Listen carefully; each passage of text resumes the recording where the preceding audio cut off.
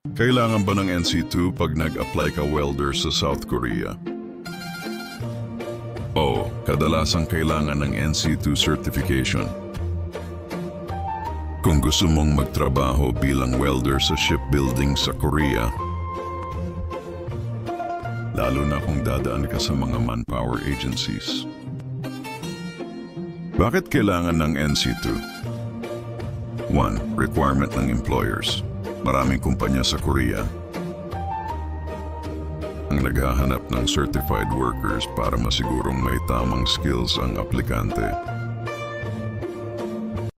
2. Competitive advantage. Mas malaki ang chance mong matanggap kung may TESDA NC2 sa welding o metal fabrication. 3. Mas mataas ang sahod ng certified workers kumpara sa walang formal training. Pwede bang walang NC2? May ilang kumpanya na tumatanggap ng walang NC2. Basta may sapat kang karanasan sa paggamit ng welding machine sa metalworks. Pero kung gusto mong tumaas ang tiyansa mong matanggap,